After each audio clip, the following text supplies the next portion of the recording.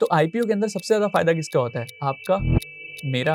बिल्कुल नहीं। उस टाइम ना कुछ नामी कंपनियाँ ही होती थी, बहुत सारी कंपनियाँ नहीं होती थी। कुछ नामी कंपनियाँ होती थी जिसके अंदर लोग खरीदते थे शेयर और बेचते थे। तो वो जो बरगद का पेड़ था, जहाँ पर कुछ कंपनियाँ ही लिस्टेड थी, जहाँ पे कुछ कंपनियों के अंदर शेयर खरीदे और बेचे जाते थे, वो आज बढ़कर शेयर हो गया 5000 से ज़्यादा। और वो बरगद के पेड़ का नाम पता क्या है? हेलो एवरीवन, मैं हूँ हर्ष भगत। आज हम आ गए 99 डेज़ चैलेंज की एक नई वीडियो के साथ। तो पिछली कुछ वीडियोस के अंदर हमने बात करी थी शुद्धि की। आपकी शुद्धि करना बहुत इंपॉर्टेंट है यार। आपको अगर बढ़ना है ना किसी फील्ड के अंदर, आपको शुद्धि यानी कि आपकी गलतियाँ आपको पता होनी चाहिए, ठीक है?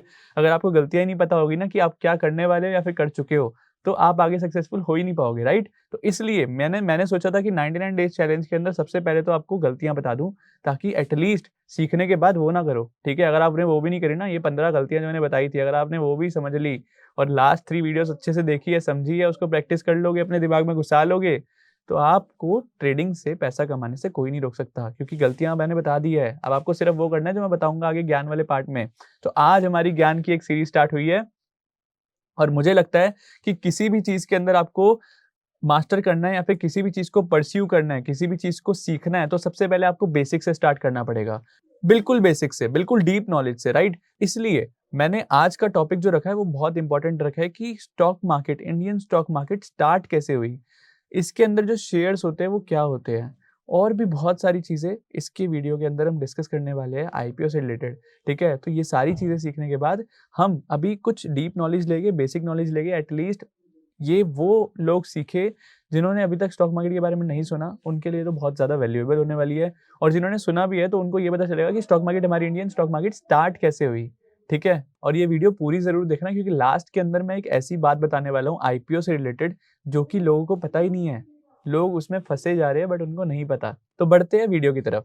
तो इंडियन स्टॉक मार्केट की जर्नी स्टार्ट होती है मुंबई के अंदर एक बरगद के पेड़ के नीचे, जहाँ पर 5 स्टॉक ब्रोकर के साथ कुछ लोग मिलकर शेयर को खरीदे और बेचते थे। अब क्या होता था, उस टाइम इतनी ज़्यादा फैसिलिटीज़ नहीं थी, इतनी ज़्यादा बिल्डिंग्स वगैरह, इतना इंफ्रास्ट्रक्चर स्ट्रॉन्ग नहीं था कि प्रॉपर एक बिल्डिंग बने, ठीक है? इसकी वजह से लोग क्या करते थे, बरगद के पेड़ के नीचे बैठकर ही ट्रेडिंग किया करते थे। वहाँ पे कोई चार्ट नहीं देखते थे, कोई टेक्निकल एनालिसिस नहीं, कोई फंडामेंटल एनालिसिस नहीं, तो क्या देखते थे वो, राइट? अब शेयर के अंदर कुछ तो देखना ही है ना, तभी तो खरीदे और बेचेंगे। तो उस टाइम ना कुछ नामी कंपनियाँ ही होती थी, बहुत सारी कंपनियाँ नहीं होती थी। कुछ नामी कंपनियाँ होती थी जिसके अंदर लोग खरीदते थे शेयर और बेचते थे। अब वो जो लोग थे ना, वो सबसे ज़्यादा इन्फ्लुएंस, सबसे ज़्यादा जो एनालिसिस करते थे, वो करते थे न्यूज़पेपर में। क्योंकि उस टाइम जो था, उस टाइम कोई स्क्रीन वगैरह कुछ नहीं था, कोई सॉफ्टवेयर नहीं होता था, ठीक है? तो उस टाइम होता था न्यूज़पेपर। न्यूज़पेपर के अंदर ही खबर आती थी कि ये वाला स्टॉक मार्केट, ये वाले स्टॉक का प्राइस ये है, ये वाला स्टॉक इतना अच्छा है, ये वाला स्टॉक के अंदर ये का मतलब खासियत है। और कोई अगर कंपनी नई लिस्ट भी हो रही है, तो वो भी न्यूज़पेपर के थ्रू ही होती थी, क्योंकि और कोई ज़रिया नहीं था, ठीक है? और वहाँ पर जो लोग थे ना, वहाँ पर लोग भी ऐसी बोली लगाते थे पेड़ के नीचे कि ये वाला शेयर, मान लो रिलायंस का शेयर है, रिलायंस का शेयर ₹100 का, टाटा का शेयर ₹500 का, कोई और शेयर है वो ₹1000 का, तो ऐसे बोलियाँ लगती थी, क्योंकि वहाँ पे और कोई तरीका नहीं था शेयर को खरीदने और बेचने का।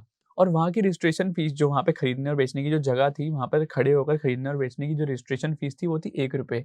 318 लोग के आसपास वहाँ हो गए थे खरीदने और बेचने वाले। इसलिए एक इंसान ने देखा, प्रेमचंद रॉयचंद, कि इस चीज़ के अंदर बहुत ज़्यादा पोटेंशियल है। इस चीज़ को अगर हम बड़ा स्केल पे करते हैं, तो ये हमारी इंडियन इकोनॉमी को बूस्ट कर सकता है। इंडियन इकोनॉमी को बूस्ट करने में और ज़्यादा मदद कर सकता है। तो इसको हमें थोड़ा बड़े स्केल पे लेकर जाना चाहिए। तो वो जो बरगद का पेड़ था, जहाँ पर कुछ कंपनियाँ ही लिस्टेड थी, जहाँ पे कुछ कंपनियों के अंदर शेयर खरीदे और बेचे जाते थे, वो आज बढ़कर शेयर हो गया 5000 से ज़्यादा। और वो बरगद के पेड़ का नाम पता क्या है? उस बरगद का पेड़ का नाम है बॉम्बे स्टॉक एक्सचेंज। थोड़ा-सा शॉक हुआ, राइट? कि मतलब वो बरगद के पेड़, ये बॉम्बे स्टॉक एक्सचेंज, बरगद का पेड़, right, you heard it right, कि वो जो बरगद का पेड़ था, वही बढ़कर अब बॉम्बे स्टॉक एक्सचेंज हो गया है। जो वहाँ पे लोग थे और जो प्रेमचंद रॉयचंद का मैंने नाम लिया, वो और कोई नहीं, वो है बॉम्बे स्टॉक एक्सचेंज के फाउंडर, ठीक है? लोग बोलते हैं ना, स्टॉक मार्केट के अंदर बुल कौन है? मतलब रियल बुल कौन है? किंग ऑफ बुल कौन है? तो कोई कहता है हर्षद मेहता, कोई कहता है राकेश झुनझुनवाला, बट मेरे लिए, मैं सोचता हूँ कि असली स्टॉक मार्केट का बुल कौन है? प्रेमचंद रॉयचंद, जिसने पूरा एम्पायर खड़ा कर दिया, जिसने पूरा बॉम्बे स्टॉक एक्सचेंज खड़ा कर दिया।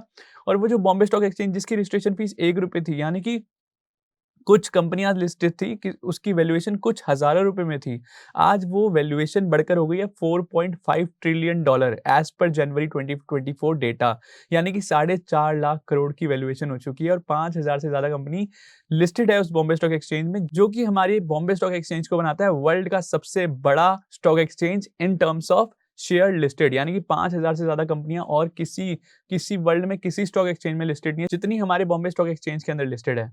और ये बरगद का पेड़, ये वही बरगद का पेड़ है जहाँ पे कुछ लोग मिलकर ट्रेडिंग किया करते थे। तो इससे आपको एक चीज़ सीखने को मिली होगी कि कोई भी चीज़ छोटी या बड़ी नहीं होती, स्टार्टिंग के अंदर हर एक चीज़ छोटी होती है, अगर मेहनत करोगे तो आगे सक्सेसफुल ज़रूर बनोगे। ट्रेडिंग के अंदर भी ऐसा ही होता है, हमारी कैपिटल कितनी होती है स्टार्टिंग में 5000, 10,000, वो बढ़कर ही करोड़ों में जाती है। कोई ऐसा नहीं होता कि करोड़ों रुपए से करोड़ों बनाएगा पहले ही, ठीक है? जो करोड़ रुपए लेकर आता है वो करोड़ रुपए डुबो कर जाता है। तो ये आपको जानना बहुत ज़रूरी था कि बॉम्बे स्टॉक एक्सचेंज या फिर हमारे इंडियन स्टॉक मार्केट की स्टार्टिंग कैसे हुई थी, क्योंकि अगर आपसे कोई पूछ लेता है इन जनरल, अगर आपसे कोई पूछ लेता है कि स्टॉक मार्केट में काम करते हो भाई, ट्रेडर हो आप, तुम ये बताओ कि स्टार्ट कैसे हुई थी और कब हुई थी? तो बॉम्बे स्टॉक एक्सचेंज लिस्ट हुई थी 1875 के अंदर बाय प्रेमचंद रॉयचंद। तो अब आपको ये चीज़ पता होगी जस्ट बिकॉज़ आपने 99 डेज़ चैलेंज को फॉलो किया है। और ये जानने के बाद अब हम बढ़ते हैं नेक्स्ट टॉपिक पे कि स्टॉक होता क्या है? और मैं एक और चीज़ बता देता हूँ कि कुछ लोग यहाँ पे अभी भी बोलेंगे, ये जैसे मैं बोलूँगा ना, ये सारी चीज़ें बेसिक्स जब मैं स्टार्ट करूँगा तो कुछ लोग बोलेंगे यार इतना बेसिक तो सबको ही आता है यार, ये तो सबको ही पता है, ठीक है? लेकिन आप भाई, आप जिस दिन पहली बार आए थे ना स्टॉक मार्केट के अंदर, आपको भी नहीं पता था, ठीक है? तो ये जो चीज़ें मैं थोड़ी-सी बताने वाला हूँ स्टॉक मार्केट के बारे में, वो चीज़ें उनके लिए है जिनको स्टॉक मार्केट के बारे में बिल्कुल कुछ नहीं पता। क्योंकि मैंने प्रॉमिस करा है कि मैं बेसिक से सिखाऊँगा, एडवांस पार्ट में भी आऊँगा। एडवांस पार्ट में जो चीज़ें सिखाऊँगा वो आपके दिमाग के ऊपर से नहीं जानी चाहिए, इसलिए मैं बेसिक को आपके स्ट्रॉन्ग कर रहा हूँ, ठीक है? तो इसलिए आपको ये चीज़ें थोड़ी-सी फाउंडेशन, अगर आपको आती है चीज़ें, थोड़ा रुक जाओ यार, देखते रहो, कुछ ना कुछ क्या पता सीखने को मिले। और अगर आपको आती है तो थोड़ा वेट कर लो, लास्ट में कुछ ऐसी चीज़ बताकर जाऊँगा जो आपको वैल्यूएबल लगेगी, ठीक है? और नहीं आती तो सुनना, ठीक है? तो सबसे पहले आते हैं स्टॉक होता क्या है? स्टॉक होता है कंपनी का हिस्सा। कंपनी का हिस्सा यानी कि जैसे मान लो एक रिलायंस का आपने शेयर लिया, तो रिलायंस का एक शेयर लेने का मतलब है कि आप उस रिलायंस के एक शेयर के मालिक हो। आप अब पार्टनर बन चुके हो उस रिलायंस कंपनी के एक शेयर के साथ। जितने की उसकी वैल्यू है उतना आप पार्टनर हो, ठीक है?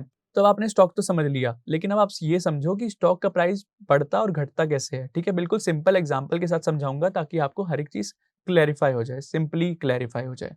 तो जब भी किसी शेयर के अंदर डिमांड बढ़ती है, यानी कि ज़्यादा खरीदार आ जाते हैं किसी भी चीज़ के, लेट्स से अगर कोई पेन, आपका जैसे क्रिश मूवी आई थी, तो एक क्रिश वाला पेन था ना, बहुत ज़्यादा फ़ेमस हो गया था, सारे लोग उसको खरीदने जा रहे थे, ठीक है? तो उसका क्या हुआ था कि ₹5 का पेन ₹15 में बिक रहा है, ₹20 में बिक रहा है। तो ऐसी कोई भी मार्केट के अंदर कोई नई चीज़ आती है तो उसकी डिमांड बढ़ती है और उसकी वजह से उसका प्राइस बढ़ जाता है, ठीक है?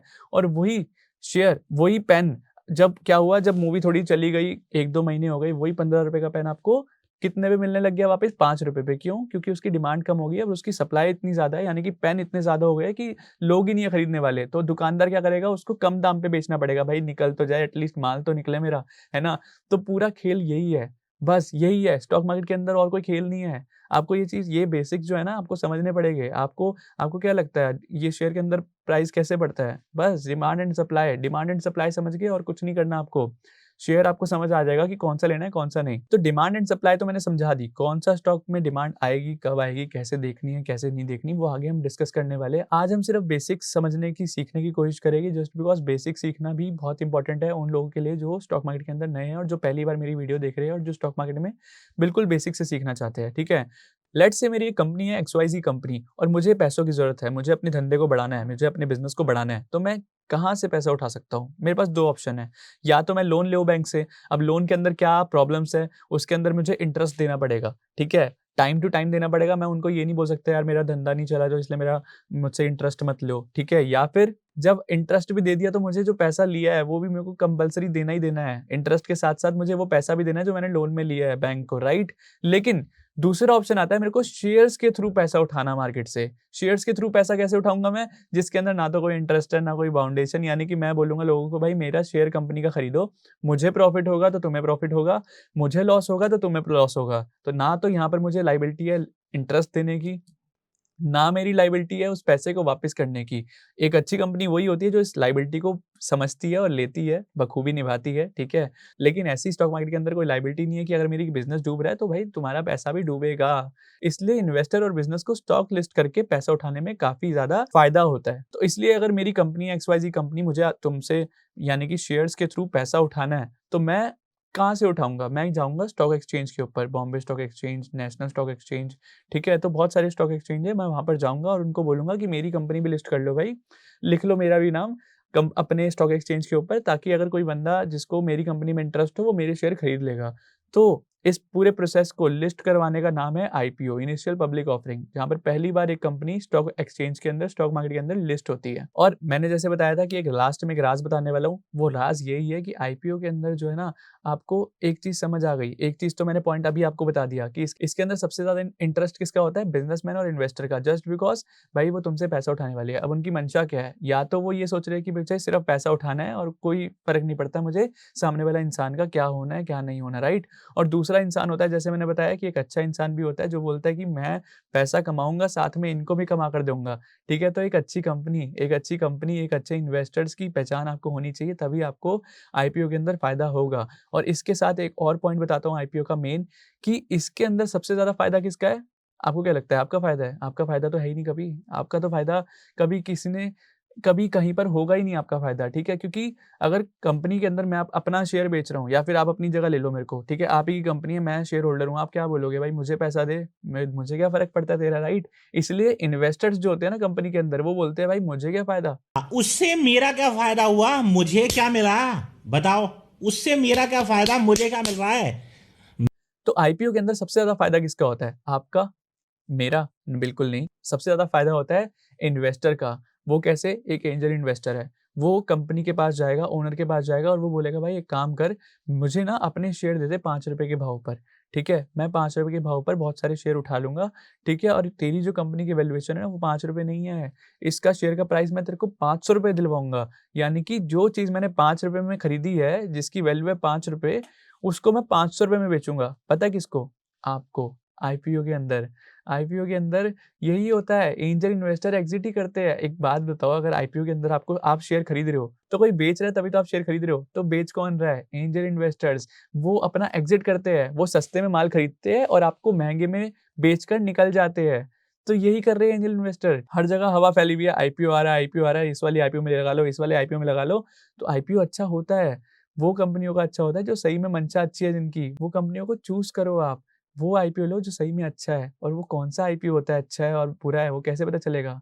इस ज्ञान वाली सीरीज़ के अंदर हम कवर करने वाले हैं, डोंट वरी एट ऑल। हर एक चीज़, टेक्निकल एनालिसिस, फंडामेंटल एनालिसिस, जो आप बोलते हो सारी चीज़ें जो सही में काम करती है ना, वो सारी चीज़ें मैं बताऊँगा। सब कुछ नहीं बताऊँगा, बस वो बताऊँगा जो सही में काम करती है, ठीक है?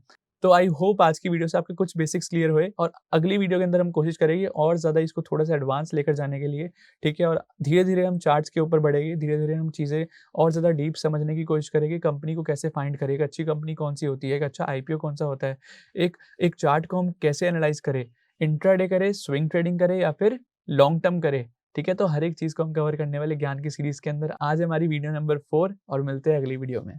Thank you.